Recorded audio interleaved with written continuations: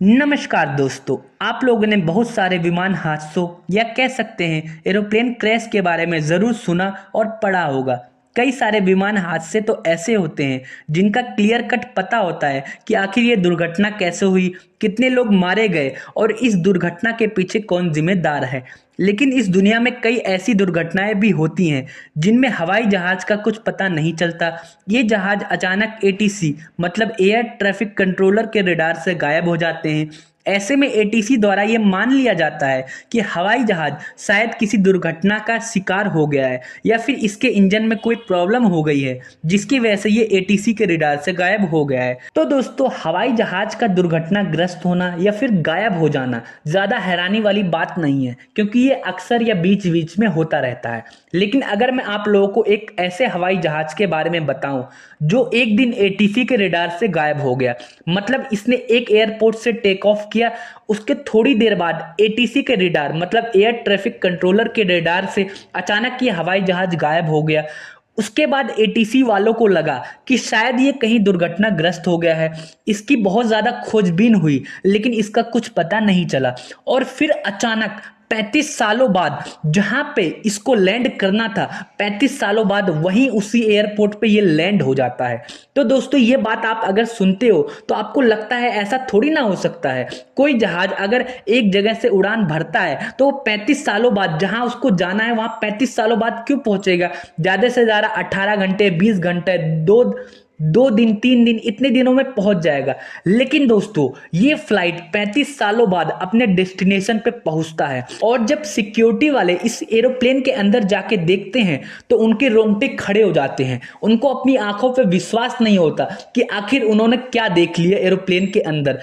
तो दोस्तों, आज की इस वीडियो में मैं इसी बारे में डिटेल में बताने वाला हूं कि आखिर कैसे कोई हवाई जहाज 35 सालों बाद अपने डेस्टिनेशन पे पहुंचता है और आखिरकार सिक्योरिटी वालों ने क्या इसके अंदर देख लिया था और जिसके बाद वो तुरंत एरोप्लेन से बाहर निकल के भाग जाते हैं। तो दोस्तों, आज की इस वीडियो में मैं इसी बारे में डिटेल में बात करने वाला हूं, आखिर कैसे कोई एरोप्लेन 35 सालों बाद अपने डेस्टिनेशन पे पहुंचता है। और इसके अलावा मैं ये भी बताने वाला हूं कि इस दुर्घटना में या इस घटना में कितनी सच्चाई है। तो दोस्तों, आज की इस वीडियो में आगे बढ़ने से पहले मैं चाहूंगा आप मेरे इस चैनल को सब्सक्राइब कर लो ताकि मैं थोड़ा मोटिवेट हो सकूं आप लोगों की और भी अच्छी और बेहतरीन वीडियो बनाने के लिए। तो दोस्तों, वीडियो में आगे बढ़ते हैं। तो दोस्तों, वेस्ट जर्मनी में एक एयरलाइंस हुआ करती थी जिसको सैंटियागो एयरलाइंस के नाम से जाना जाता था।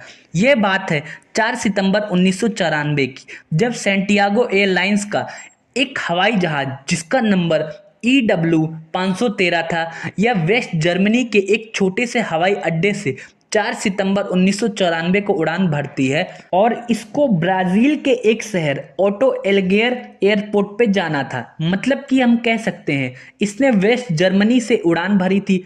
इसके बाद इसको ब्राजील के शहर ओटो एलगेयर एयरपोर्ट पे लगभग 18 से 20 घंटे के अंदर पहुंचना था। प्लेन में टोटल 88 पैसेंजर थे और 4 क्रू मेंबर थे, मतलब टोटल मिला के 92 पैसेंजर थे। जैसे कि मैंने आप लोगों को बताया कि ये वेस्ट जर्मनी से उड़ान भरता है, उस टाइम तो ये एटीसी के रडार पे होता है, एटीसी से इसका पूरा संपर्क भी रहता है। लेकिन जैसे ही ये अटलांटिक ओशियन के ऊपर से गुजरता है तभी अचानक इसका एटीसी से संपर्क टूट जाता है। एटीसी कई बार प्रयास करता है इससे संपर्क करने की, इससे कम्युनिकेशन बिल्डअप करने की, लेकिन एटीसी की सारी कोशिशें बेकार हो जाती हैं। उसके बाद एटीसी को लगता है कि शायद ये प्लेन कहीं दुर्घटनाग्रस्त हो गया है या फिर हो सकता है इसमें किसी तरह की प्रॉब्लम क्रिएट हो गई हो जिसकी वजह से हमारा इससे संपर्क नहीं हो पा रहा है। उसके बाद एटीसी क्या करती है, मतलब जो एयरलाइंस होती हैं वो क्या करती हैं, अपनी तरफ से रेस्क्यू ऑपरेशन चलाती हैं। मतलब प्लेन को खोजने के लिए जो ब्राजील की सरकार होती है और जो वेस्ट जर्मनी की सरकार होती है वो दोनों मिलके, उसके साथ ही साथ जो एयरलाइंस की सिक्योरिटी होती है, मतलब ये सारे लोग मिलके उस एरोप्लेन को ढूंढने की कोशिश करते रहते हैं। एटीसी को लास्ट बार उस हवाई जहाज का जो लोकेशन था वो अटलांटिक ओशियन के ऊपर मिला था, तो ज्यादातर जो खोजें थी वो अटलांटिक ओशियन के ऊपर की जा रही थी। उसके बाद एटीसी को लगता है कि शायद हो सकता है ये एरोप्लेन या हवाई जहाज दुर्घटना की वजह से समुद्र के अंदर डूब गया हो या फिर समुद्र के अंदर इतनी गहराई में चला गया हो जिसकी वजह से ये मिल नहीं पा रहा है। मतलब एटीसी अपनी तरफ से सारे प्रयास करता है, जितने भी रेस्क्यू ऑपरेशन होते हैं वो सारे लोग अपनी तरफ से पूरे प्रयास करते हैं, लेकिन उस हवाई जहाज का कहीं पता नहीं चलता। पूरे अटलांटिक ओशन में अच्छी तरह से खोजा जाता है, लेकिन उसका कहीं भी नामो निशान नहीं मिलता। ऐसे लगता है कि यहाँ पे तो कुछ हुआ ही नहीं, मतलब उस अटलांटिक ओशन में कोई दुर्घटना हुई ही ना हो, ऐसा लगता है देखने से। फिर उसके बाद एटीसी ये अंदर से सोच के बैठ जाती है, मतलब एटीसी को ये विश्वास हो जाता है कि शायद ये समुद्र के किसी ऐसे कोने में चला गया है या दुर्घटनाग्रस्त हो गया है जहां से इसका मिलना या इसका पता लगाना नामुमकिन है। इसके बाद क्या होता है, इस एरोप्लेन के ऊपर कई सारी थ्योरी निकलती हैं कि शायद ये बरमुंडा ट्रायंगल की वजह से गायब हो गया है या फिर एरिया 51 की वजह से गायब हो गया है। आप लोगों ने इनके बारे में जरूर कहीं ना कहीं सुना और पढ़ा होगा। तो दोस्तों इसके बाद क्या होता है, ब्राजील और वेस्ट जर्मनी की सरकार ने एक रिपोर्ट पब्लिश करी। उसमें यह बताया जाता है कि ये जो 92 पैसेंजर है ये सारे के सारे लोग मारे गए हैं और ये जो हवाई जहाज है ये दुर्घटनाग्रस्त हो गया है और ये अटलांटिक महासागर के अंदर कहीं जाके गुम हो गया है। मतलब ये रिपोर्ट में पब्लिश किया जाता है। उसके बाद ऑफिशियली इसकी खोज बंद कर दी जाती है, लेकिन कहीं ना कहीं हर हवाई जहाज की खोज जारी रहती है कि कहीं ना कहीं से इसके साथ संपर्क स्थापित हो जाए। और फिर धीरे धीरे करके ऐसे कई साल गुजर जाते हैं और देखते ही देखते 35 साल कब निकल जाते हैं पता ही नहीं चलता। मतलब 1954 से लेके 1989 का समय आ चुका था और इस जहाज का कहीं भी कुछ पता नहीं चला था। उसके बाद क्या होता है, ब्राजील के ओटो एलगेयर एयरपोर्ट पे 35 सालों बाद 12 अक्टूबर 1989 को एटीसी के रडार पे एक प्लेन दिखाई देता है। यह प्लेन ना तो एयर ट्रैफिक कंट्रोलर मतलब एटीसी से संपर्क स्थापित कर रहा था और ना ही किसी तरह से कम्युनिकेशन करने की कोशिश कर रहा था। एटीसी ने कई बार संपर्क स्थापित करने की कोशिश करी उस एरोप्लेन से, लेकिन एटीसी की सारी कोशिशें बेकार गई। उसके बाद क्या होता है, एटीसी को यह महसूस होता है कि जो ये एरोप्लेन है ये इसी एयरपोर्ट पे लैंड करने वाला है। उसके बाद तुरंत जल्दी से जल्दी किसी तरीके से सारे रनवे को खाली करवाया जाता है और फिर उसके बाद अचानक जो ये एरोप्लेन होता है वो एक रनवे पे लैंड कर देता है। जैसे ही एटीसी को ये पता चलता है कि ये किसी एक रनवे पे लैंड हुआ है, उसके बाद जितने भी सिक्योरिटी ऑफिसर होते हैं और जितने भी बड़े अधिकारी होते हैं वो उस रनवे पे पहुंच जाते हैं। जैसे ही वो उस रनवे पे पहुंचते हैं उनको दिखता है कि एक हवाई जहाज बिल्कुल नया लग रहा है, चारों तरफ से वो चमक रहा है और वहां पे लैंड कर चुका है। जो उसका इंजन है वो भी अभी चालू है। और फिर उसके बाद एक सिक्योरिटी ऑफिसर की नजर उस एयरलाइंस के कंपनी पे पड़ती है जिस पे लिखा हुआ था सैंटियागो एयरलाइंस। जिसके बाद वो सिक्योरिटी ऑफिसर बहुत ज्यादा चौंक जाता है, क्योंकि उसको ये पता था इस एयरलाइंस के बारे में कि 1956 के आसपास ये एयरलाइंस बंद हो गई थी।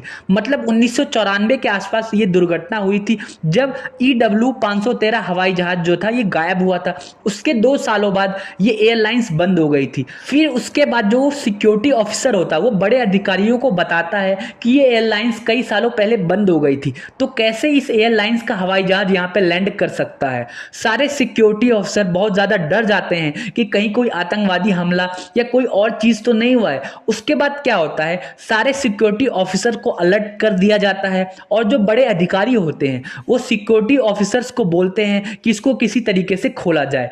लेकिन उन लोगों को अंदर से महसूस हो रहा था कि इसका इंजन अभी चल रहा है, एरोप्लेन बिल्कुल नया दिख रहा है, तो आखिर क्या हो सकता है इसके पीछे। फिर उसके बाद उस हवाई जहाज को खोला जाता है। सारे सिक्योरिटी ऑफिसर किसी तरीके से उस हवाई जहाज के अंदर घुसते हैं और जितनी ही जल्दी वो हवाई जहाज के अंदर घुसते हैं उतनी ही जल्दी वो हवाई जहाज से डर के बाहर भी निकल जाते हैं, क्योंकि उन्होंने जो देखा था उसके बाद उनके रोंगटे खड़े हो जाते हैं। उनको अपनी आंखों पे यकीन ही नहीं होता। तो बड़े अधिकारी उनसे पूछते हैं कि आखिर क्या हो गया, तो वो बोलते हैं कि आप लोग जाके देखिए इसके अंदर क्या है। जब सारे बड़े अधिकारी अंदर जाके देखते हैं तो वो क्या देखते हैं कि अंदर बहुत सारे कंकाल पड़े हुए हैं और सारे के सारे जो कंकाल है वो इंसानों के हैं। वो इस तरीके से अपनी अपनी सीट पे बैठे हुए हैं कि ऐसा लग रहा है कि कुछ टाइम पहले ये जिंदा थे और बाकायदा इन्होंने सीट बेल्ट लगा रखी है, आराम से बैठे हुए हैं, लेकिन सारे के सारे कंकाल बन चुके हैं। जब उन कंकालों की गिनती होती है तो पता चलता है कि टोटल 88 कंकाल हैं। उसके बाद वो सारे सिक्योरिटी ऑफिसर जो कॉकपिट होता है, मतलब जहां से हवाई जहाज को उड़ाया जाता है, उसके अंदर घुसते हैं। तो वहां पे वो देखते हैं कि उसके अंदर भी 4 लोग हैं, मतलब टोटल 92 लोग हैं। उसके अंदर 2 पायलट होते हैं, इसके अलावा 2 क्रू मेंबर भी होते हैं। जो पायलट होता है उसने अभी भी अपना हाथ उस एरोप्लेन के स्टीयरिंग पे या फिर हम कह सकते हैं इंजन पे रखा हुआ होता है, जैसे कि अभी उसने ही इसको लैंड किया हो। लेकिन सारे के सारे अधिकारी चौंक जाते हैं कि आखिर कैसे ये कंकाल एक एरोप्लेन को उड़ा सकता है, किस तरीके से ये एरोप्लेन यहाँ लैंड हुआ है, कहां से और कैसे 35 सालों बाद ये एरोप्लेन आखिर उसी जगह पे कैसे लैंड हो सकता है। मतलब जितने के जितने सिक्योरिटी ऑफिसर थे उनके मन में बहुत सारे क्वेश्चन चल रहे थे। उसके बाद तुरंत इस बात को ब्राजील सरकार को सूचित किया जाता है। ब्राजील सरकार क्या करती है, इस खबर को दबाने की कोशिश करती है। उनको ऐसा लगता है कि कहीं अगर ये खबर बहुत ज़्यादा फैल जाएगा तो लोगों के मन में बहुत ज़्यादा पैनिक या डर का माहौल क्रिएट हो जाएगा। इसकी वजह से ब्राज़ील की सरकार इस खबर को छुपाने की कोशिश करती है और अपने तरीके से अंदर ही अंदर जांच करने की कोशिश करती है। तो इसको लेके बहुत सारे थ्योरी सामने आई। उसके बाद कई सारे साइंटिस्ट और भी जो पैरानॉर्मल एक्टिविटी वाले लोग होते हैं उन्होंने इस चीज़ के ऊपर अपनी एक रिपोर्ट रखी और इस चीज़ की जांच शुरू कर दी। तो जो साइंटिस्ट लोग थे उन्होंने एक थ्योरी दी कि हो सकता है ये एरोप्लेन टाइम ट्रेवल करके आया हो। तो दोस्तों, जिन लोगों को नहीं पता कि टाइम ट्रेवल क्या होता है या फिर किस तरीके से ये 35 साल बाद लैंड हुआ, तो दोस्तों साइंटिस्टों ने अपनी एक थ्योरी दी कि हो सकता है कि जब इसने टेक ऑफ किया हो उसके बाद ये किसी एक ऐसे यूनिवर्स में या फिर किसी एक ऐसे होल में या टाइम ट्रेवल में चला गया हो जहां पे इसके कुछ घंटे हमारे नॉर्मल धरती के कई घंटों के बराबर हो। मतलब अगर इसने टाइम ट्रेवल के अंदर 2 घंटे 3 घंटे बिताए होंगे तो यहाँ पे हो सकता हो 35 साल निकल गए हो, जिसकी वजह से 35 सालों बाद एग्जैक्ट इसी एयरपोर्ट पे ये लैंड हुआ है। ऐसी एक थ्योरी है, इसमें कितनी सच्चाई है कितनी नहीं अभी इसके बारे में किसी को नहीं पता। इसके अलावा कुछ लोग मानते हैं कि हो सकता है एलियंस ने इसको हाईजैक कर लिया हो और फिर इसके बाद अचानक उन्होंने हो सकता हो इसको रिलीज कर दिया हो। फिर कई लोग ये भी मानते हैं कि हो सकता है इंसानों ने ही इसको अपने रिसर्च के लिए हाईजैक किया हो और फिर इसके बाद किसी न किसी तरीके से यहाँ पे इसको लैंड करा दिया हो। मतलब कई सारी थ्योरी चल रही थी, इसमें कितनी सच्चाई है कितनी नहीं किसी को नहीं पता। तो दोस्तों, अब आप लोग के मन में ये बात आ रही होगी कि आखिरकार ये पहली बार ये खबर कब आई, किसने इसको पब्लिश किया, कैसे और किस तरीके से लोगों को इस बारे में पता चला। तो दोस्तों, पहली बार एक रिपोर्टर ने इसको पब्लिश किया था अपने न्यूज़पेपर में। तो उस टाइम क्या हुआ था, उन्होंने बस इस एयरलाइंस की या फिर हवाई जहाज की फोटो ही पब्लिश करी थी और उसमें उन्होंने ये कहानी रखी थी कि ये हवाई जहाज 35 सालों बाद लैंड हुआ है। लेकिन उन्होंने ये नहीं बताया था कि इसके अंदर सारे लोग कंकाल बन गए हैं। इसके बाद धीरे धीरे करके ये खबर लोगों के बीच फैलने लग गई। लोग इसके लिए अलग अलग थ्योरी निकालने लग गए कि जो इसके अंदर के लोग थे वो शायद कंकाल बन गए या फिर ब्राजील की जो गवर्नमेंट है वो इसको छुपाने की कोशिश कर रही है। मतलब कि इसके पीछे या तो हो सकता है एलियंस का हाथ हो या फिर हो सकता है टाइम ट्रेवल का हाथ हो। दोस्तों, अभी भी आप लोगों के मन में एक कंफ्यूजन चल रही होगी कि आखिर ये सच्ची कहानी है या झूठी। तो दोस्तों, मैं आप लोगों को एक बात क्लियर कर दूं कि ये बात सच है कि 1994 में ये हवाई जहाज टेक ऑफ हुआ था। इसमें 96 पैसेंजर थे और ये गायब हो गया था। इस बात में किसी भी तरह का झूठ नहीं है, ये बात सच है। लेकिन 35 सालों बाद ये लैंड हुआ कि नहीं, इस बात में आज भी सच्चाई है कि नहीं, इस बात की कंफ्यूजन है। मतलब अभी भी क्लियर कट किसी को ये बात नहीं पता कि ये 35 सालों बाद ब्राजील के उस एयरपोर्ट पे लैंड हुआ था क्यों नहीं। क्योंकि दोस्तों, कई बार लोगों को ये भी लगता है कि हो सकता है ब्राजील की गवर्नमेंट या जितनी भी जो गवर्नमेंट है वो लोगों से छुपाने की कोशिश कर रही हो, इसीलिए जानबूझ के ये थ्योरी डालने की कोशिश कर रही हो ताकि लोगों को लगे कि ये बात झूठ है। मतलब ये हो सकता है कि गवर्नमेंट जानबूझ के छुपा रही हो या फिर ये भी हो सकता है कि शायद इस बात में कोई सच्चाई ना हो। दोस्तों, लेकिन इसके बावजूद भी एक बात में सच्चाई है कि ये हवाई जहाज गायब हुआ था और आज तक इस हवाई जहाज का कुछ पता नहीं चला और जितने भी 96 लोग थे आज वो मुर्दा घोषित किए जा चुके हैं। तो दोस्तों, उम्मीद करता हूँ आपको ये कहानी पसंद आई। अगर आपके मन में इससे रिलेटेड कोई भी डाउट है या आपके मन में कोई भी क्वेश्चन है तो आप नीचे कमेंट कर सकते हैं। जाने से पहले मैं चाहूँगा आप मेरे इस चैनल को सब्सक्राइब कर लो ताकि मैं थोड़ा मोटिवेट हो सकूँ आप लोग के लिए और भी अच्छी ऐसी बेहतरीन कहानियाँ लाने के लिए।